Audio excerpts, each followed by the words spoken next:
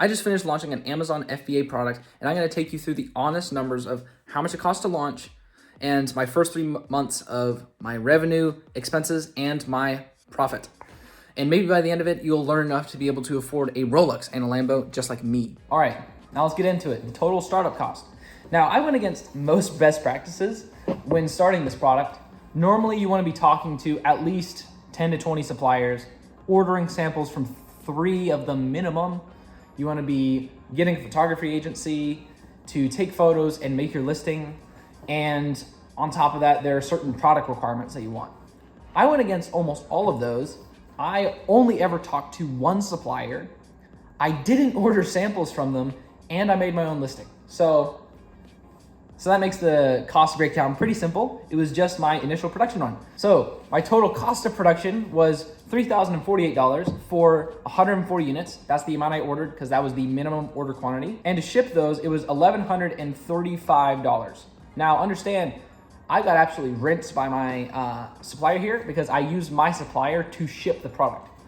And because of that, I paid way too much for shipping. To give you an idea, if I used the current shipper that I use now, I would have paid only $424. So I, spent a good $700 for some tuition there, but you live and learn. So that led to a total cost of $4,183 to start this product. But now what you guys came here for, the results. Month 1, my revenue was $1,511.42, and that was 7 units sold. Now the cost breakdown for that was $575.84 for cost of goods, $166.92 for advertising or Amazon PPC, and then $283.12 for Amazon fees. That includes, storage, FBA fee, this, that, and the other thing. All that together led to a profit of $485.54 and a profit margin of 32.12%. Next up, I'm gonna include one other metric that most wholesale people on Amazon take very seriously, but it seems like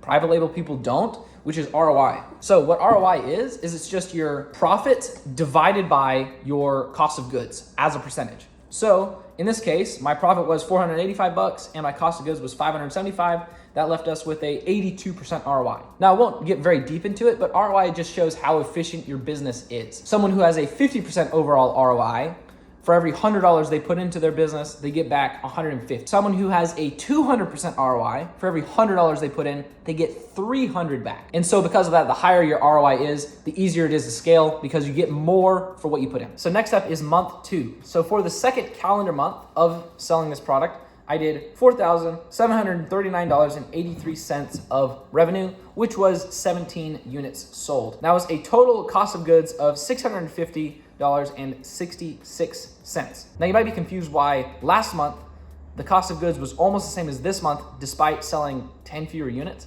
That's because last month I had 8 units ordered through Vine, which is Amazon's review platform. And for those, I have to give away product for free, but I still pay all the normal fee. Next up, we have $183.01 spent on Amazon ads or PPC. And we had $746.46 spent on Amazon fees, which led to a total profit of $3,159.68, which was a 66.6% margin. A huge margin jump from the month before because we didn't have those Vine units. And that left our ROI going from 84% the month before to 485% this month. Meaning for every $100 I put in, I get back $585. Not bad. And then last but not quite least was month 3. For the third month, which was October, by the way, we did $1,679.94 of revenue with only 6 units sold. And the cost of goods on that was $224.46, $265 spent on ads, and $220.05 spent on Amazon fees, which led to a total profit of $970.43, 57.7% margin, and 432% ROI. Now, the third month was actually down quite a bit, which is pretty unfortunate. It's just the fact of the matter is a lot of these orders are in multiples of 2 or 4. Like to give you an idea, in month 2, I only had about 7 total orders, Whereas in month 3, I had about 5 total orders. So the total orders stayed almost the same. It's just the units per order were different because this is very much a business customer where it's very customary for them to need a large amount of units. Now, in my opinion, this product was a success. And there are 2 main reasons, in my opinion, why this product worked. The first one being gross margin.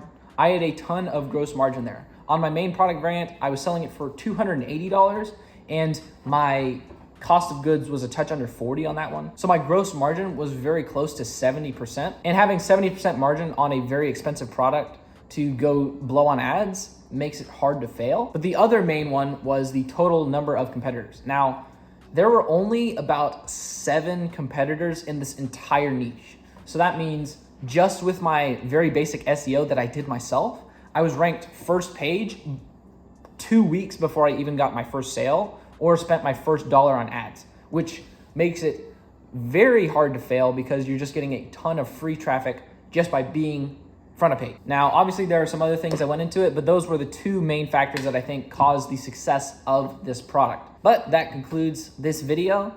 I'll see you in the next quarter review or product review, whatever it is I do next. Bye.